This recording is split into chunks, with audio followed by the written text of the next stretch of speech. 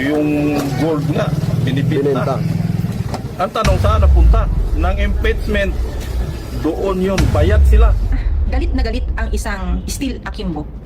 Pinatawag daw yung mga taga-Office of the Solicitor General. Pinatawag saan? Pinatawag. Ito, hindi kumpirmado kung sa Congress na pinag-report. or somewhere. O somewhere, basta ang termino. Etong Office of the Solicitor General, ngayon kayo magpapayal na ibasura yung inihaing petition. Naka-scheduled na nga ang oral argument. Philippine Inquirer, yung slogan niya, Balanced News, previously. What the hell? I was not there. I was not even mentioned. Na nagbigay lang ng konting text message, he earned 8 paragraphs. That report. And several politicians who were there were not invited, but they happened to be there. All their names were mentioned.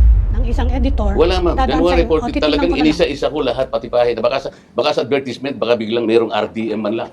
Baka hindi siya, kasi ang dami-daming in-interview din, bababayan ng gano'n bababayan. Kung ano yung, ganun talaga yung ano. Tama, malimbawa sinabi niya, there was a politician there who spoke, but we don't know his name. Maybe a Matanda. representative probably. Dagdagan Balita News Update. At sa amin, nakapag-harvest na kami. Kakatanim lang eh. So, hindi, buti na lang yung timing, hindi yung bago aanin, nakapag-anin na tayo. So, yung season is... Okay. It's the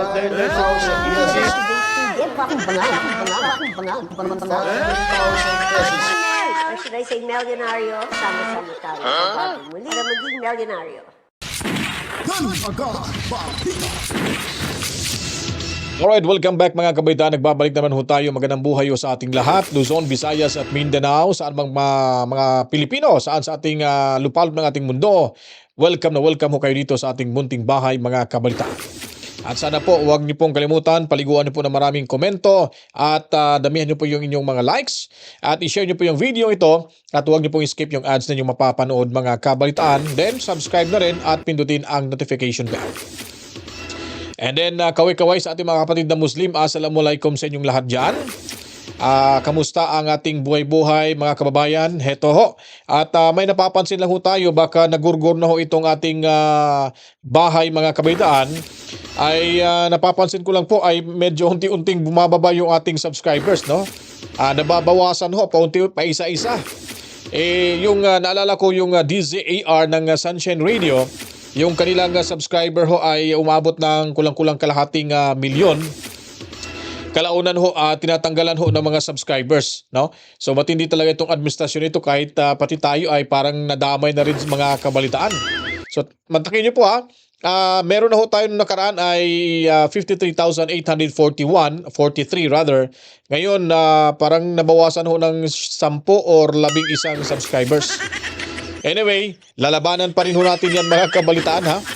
Lalabanan pa rin ho natin yan kahit kukunti ho yung ating mga subscribers, basta ho, manood kayo, i-share nyo po, damihan nyo yung likes, paliguan nyo maraming comments, at para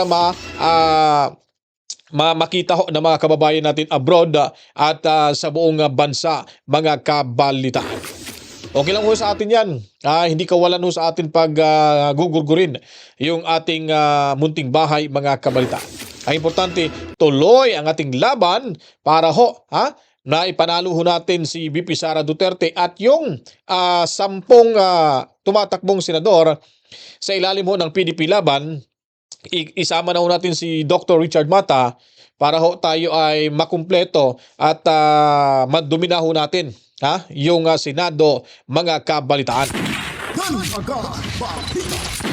Ngayon, balik ko tayo at ipapasilip po natin sa inyo mga kabalitaan itong survey kung saan po ay matindi ho yung naging komento ng mga sumasagot ho dito, yung mga tinatanong kung sino ba sa kanila, Team Duterte or Team Bongit ba, mga kabalitaan.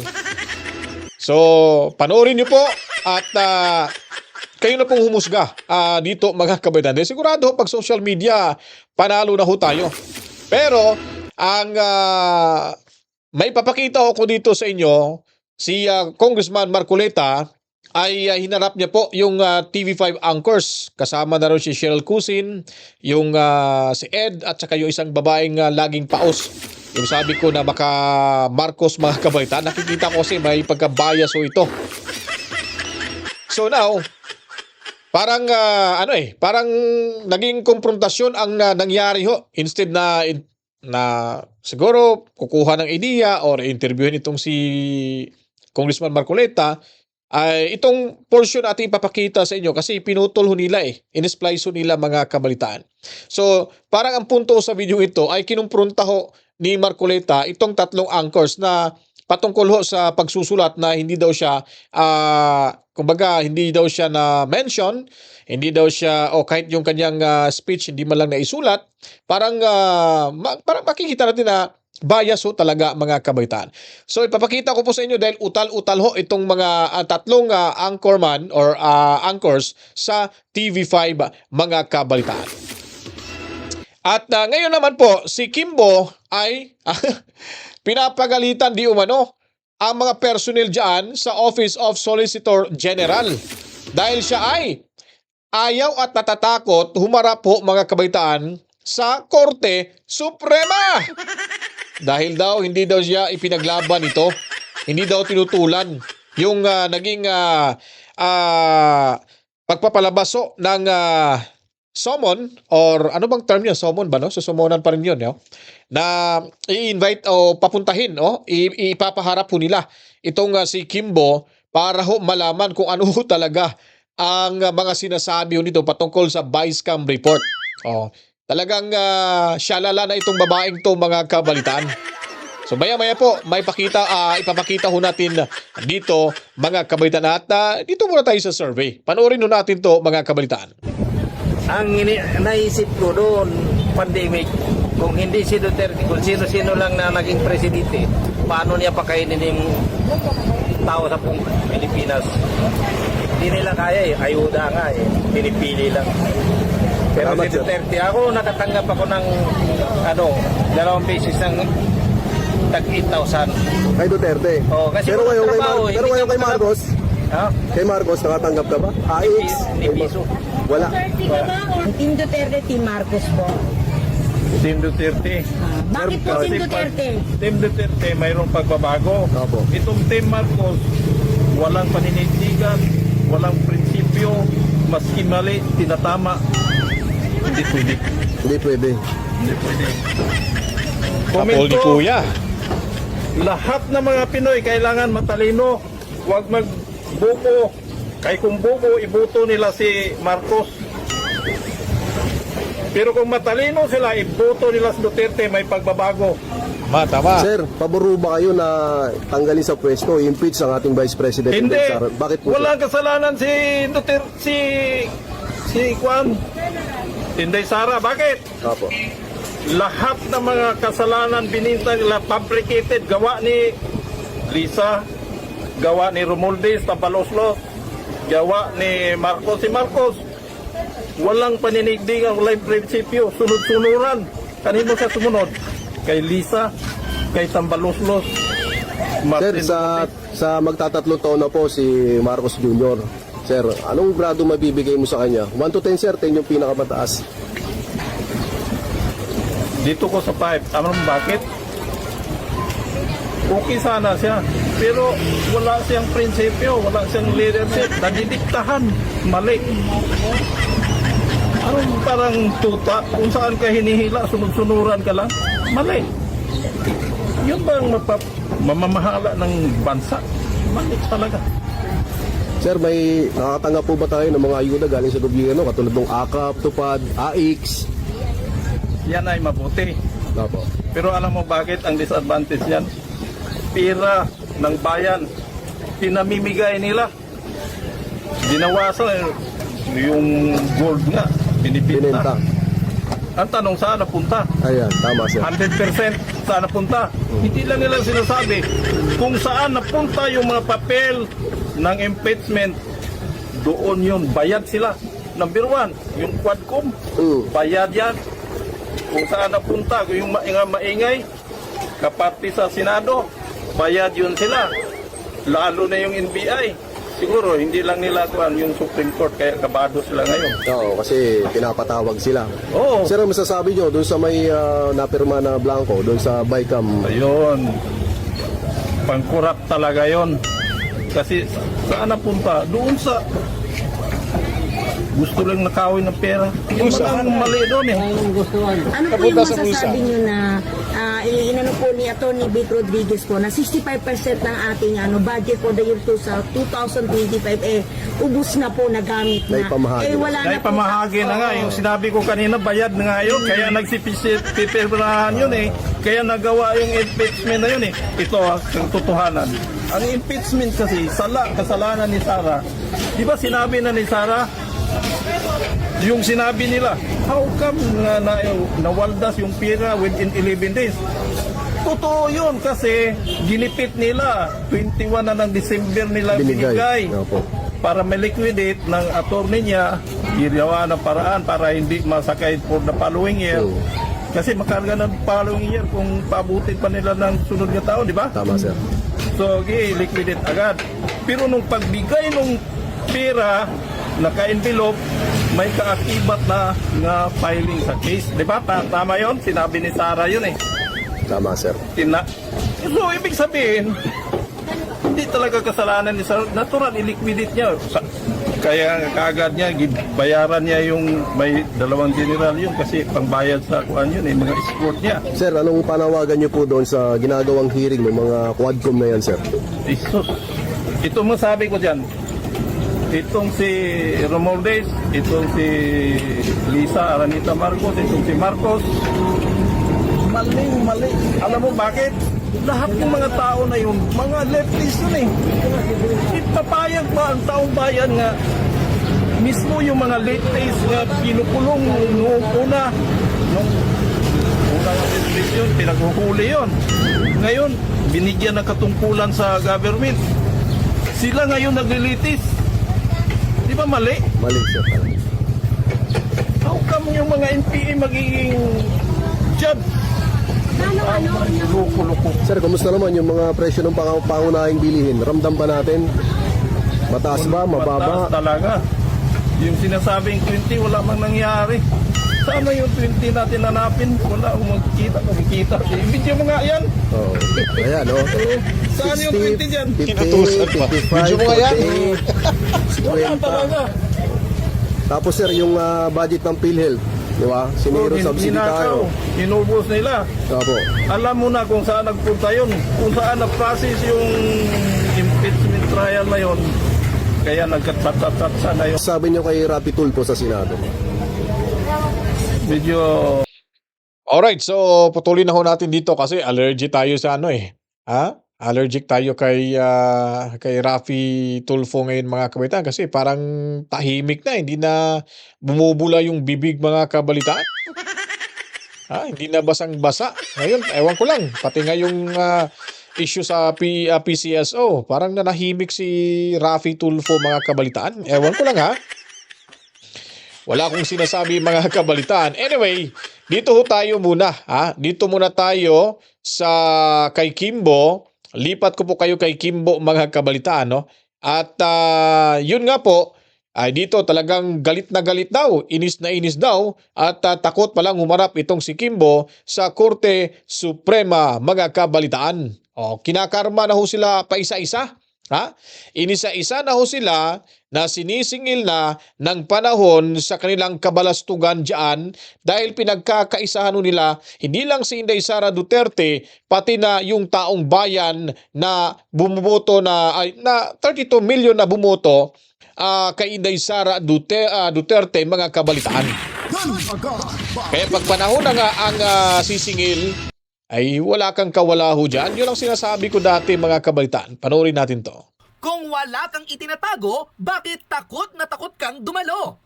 Ito ang naging tanong ng taong bayan sa Marikina Representative na si Stella Kimbo na siyang kumalat ang balita na tila galit na galit raw itong ipinatawag ang ilang opisyales ng Office of the Solicitor General matapos hindi raw tutulan ang naging order ng Korte Suprema na dumalo ang Congresswoman sa gagawing pagdinig ng oral argument patungkol sa constitutionality at legalidad ng 2025 national budget na siyang ipinag-utos ng Supreme Court. coming from this topic na, alam mo yun, nakaka-high blood, punta tayo sa topic na nakakagalit. Mismo. Bago kami nagsimula at iniba ang aming titulo, 20 minutes ago, we received an information na galit ang isang Steel Akimbo. Pinatawag daw yung mga taga-Office of the Solicitor General. Pinatawag saan? Pinatawag. Ito, hindi kumpirmado kung sa Congress na pinag-report. or Somewhere. Basta ang termino, pinatawag niya. Tapos, pinagalitan. Dahil ang rason ng kanyang galit ay bakit di umano hindi inopose ng Solicitor General Yung ang kautusan Supreme Court, ang ng kautusan ng Supreme Court para i-demand ang kanyang appearance Sa oral argument. sa BICAM anomaly. And tama, very timely yung pagtawag ng informante natin. Kasi kanina po, mga around, bandang hapon, tas 4, alas 5, naglabas naman ng istorya ang Philippine News Agency na isang government arm kung saan ay may inihaing ano tawag doon? May inihaing panukala ang Office of the Solicitor General sa Supreme Court na pinapabasura na yung inihaing petisyon nila Atty. Vic Rodriguez dahil kulang daw ito sa Ano yan? Pinapabasura? Oo, parang Anong outlet yan? Anong PNA, parang PNA. Philippine News Agency, Yes, oo. isang news outlet or arm ng government under the Presidential Communications Office. Do you expect people to believe that? Pero hindi, ang ano nila, ang ina-attribute lang nila yung istorya doon sa inihain ng doon sa kahilingan ng Office of Solicitor General sa Supreme Court na ibasura. So why don't you, if it lacks substance, Marlon, or evidences, Fatal procedural defects and for utter lack of merit.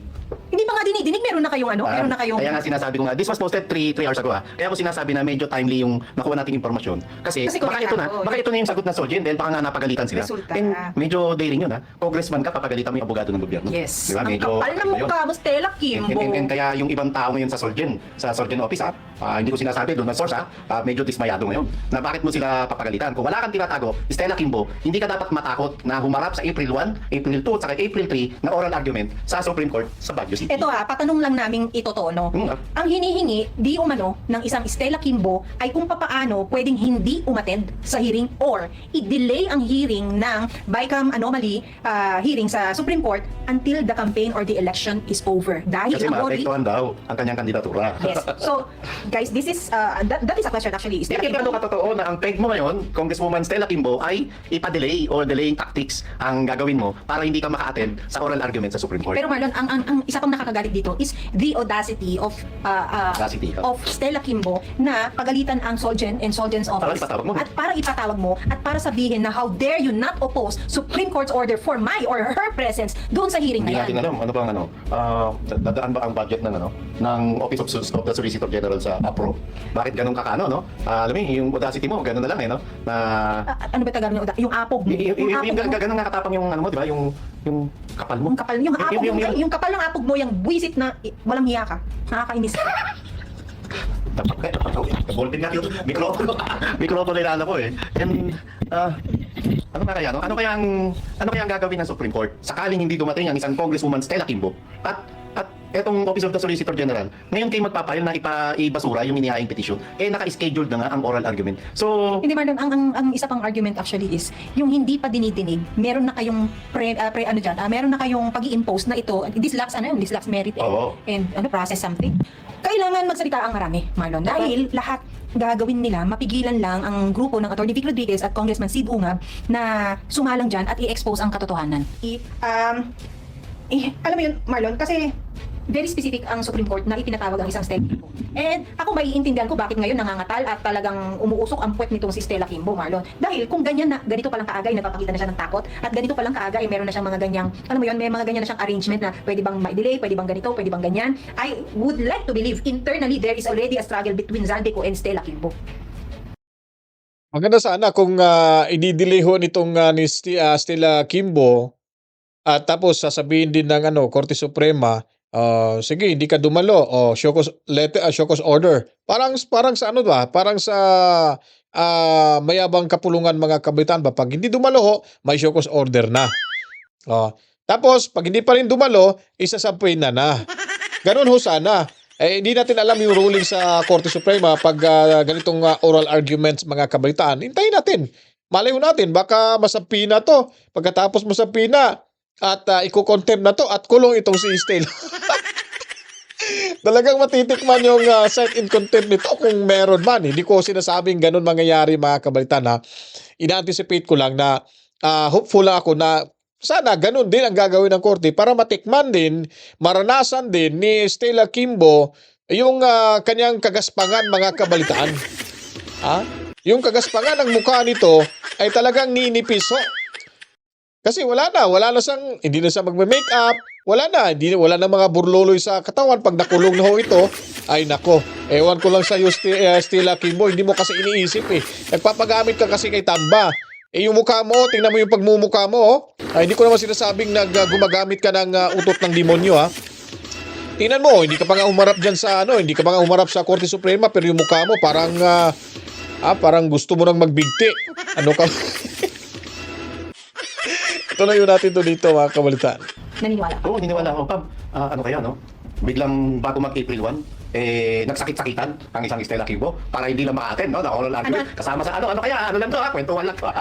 Di ba? So into na natin yan mga kabaitaan. Basta importante dyan ay ramdam na ho nila.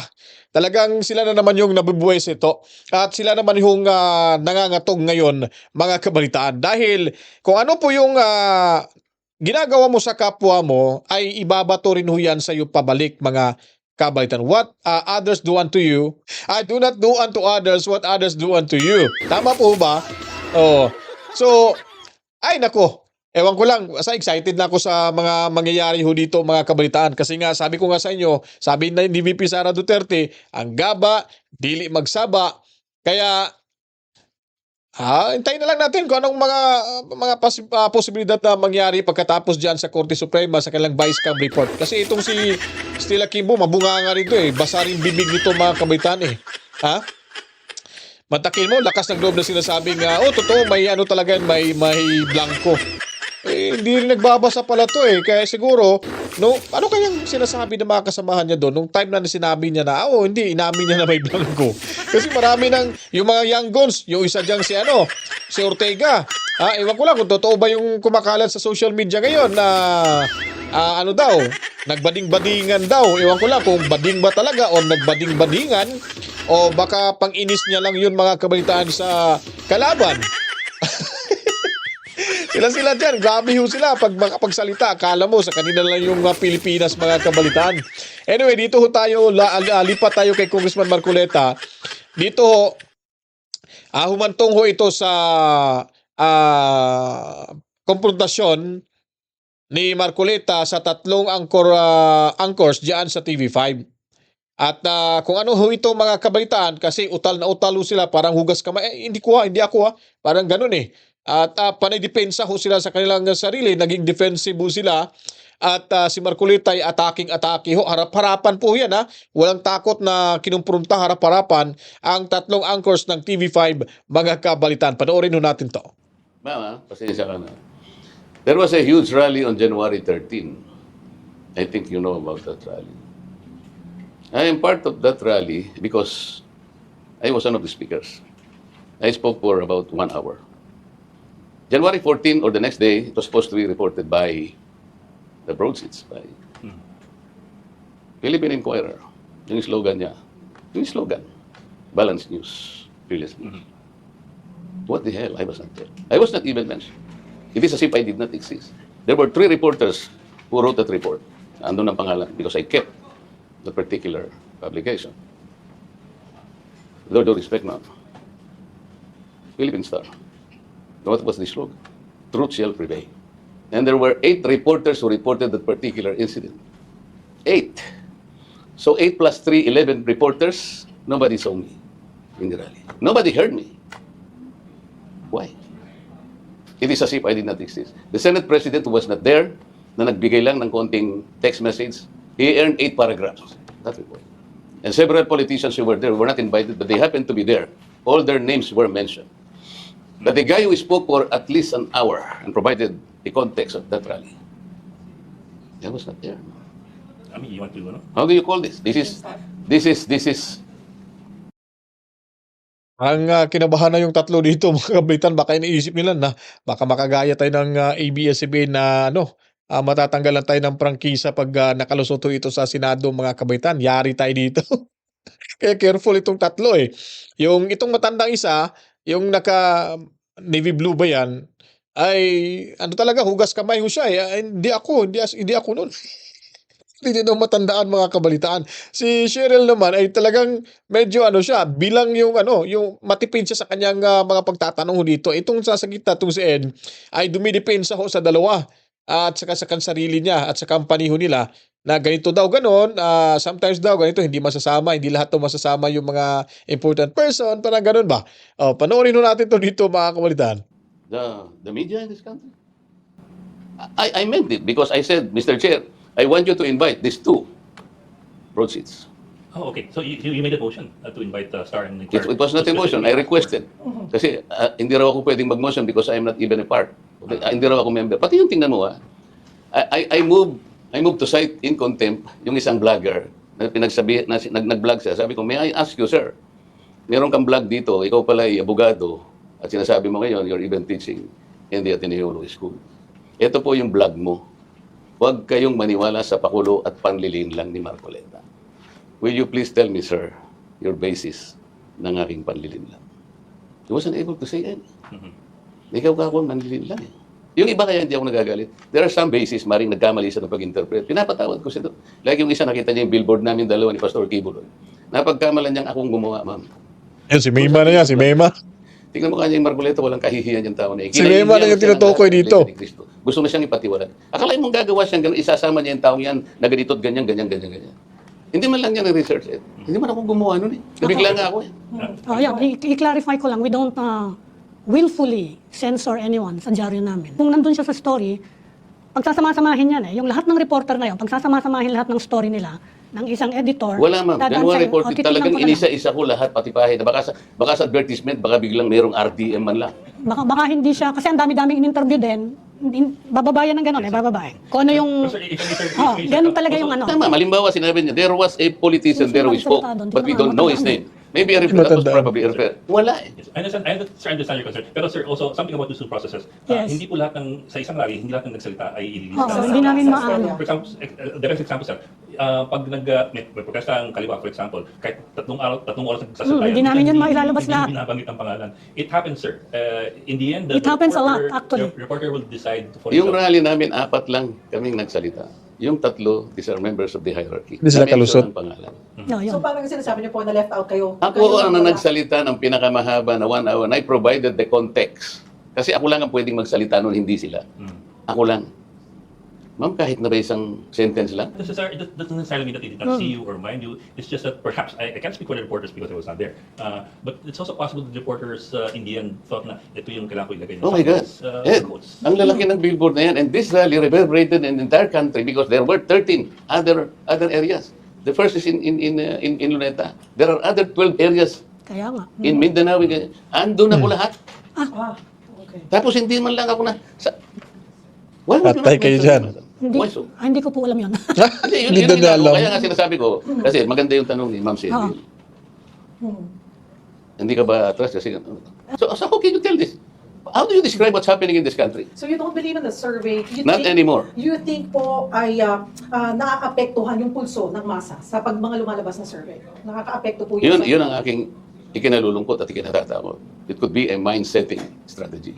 Kasi, pero pag nagano kayo ng online ngayon, tingnan nyo yung mga ng online na bakit ako'y palagi number 1 sa online naman. I'm not saying na totoo rin yun, but tingnan naman ninyo, wala ako doon.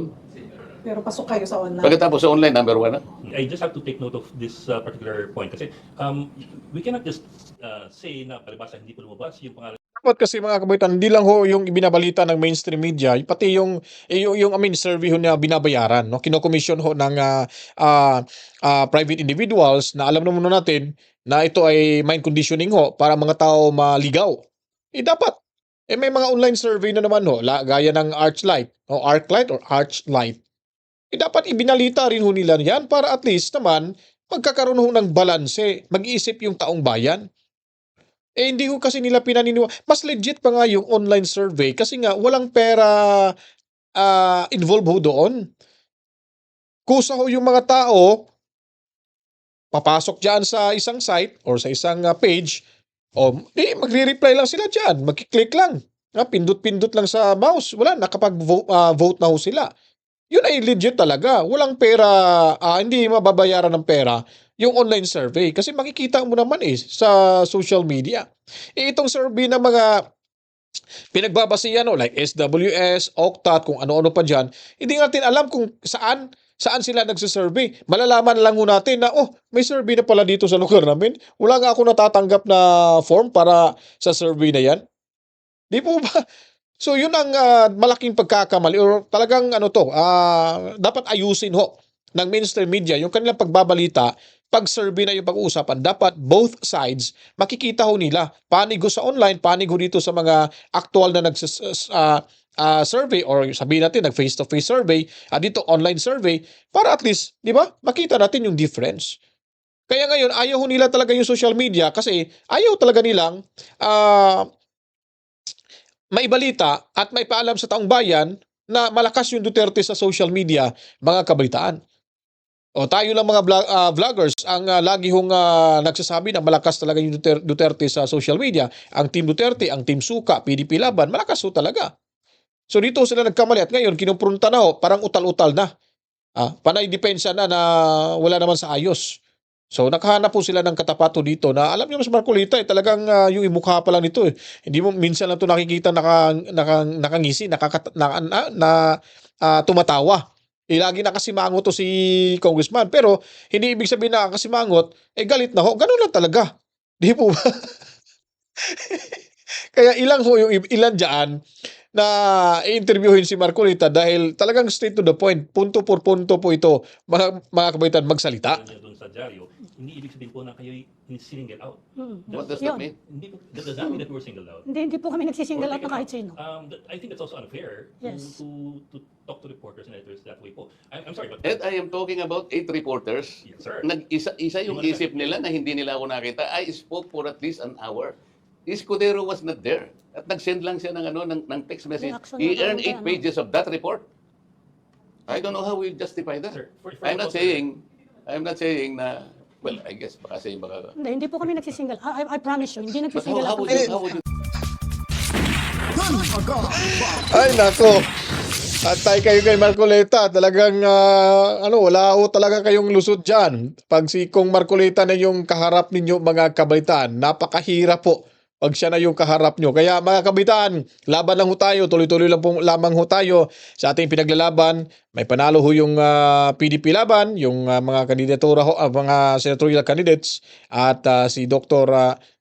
Richard Mata. No, isama na rin ho natin mga kabaitan. At pasasalamatan lang ho natin ulit yung ating 53,832 umatras yung subscribers ho natin mga kabalitaan. Sino kayang gumorgor sa channel ho natin? Kahapon ba yun? Kanina.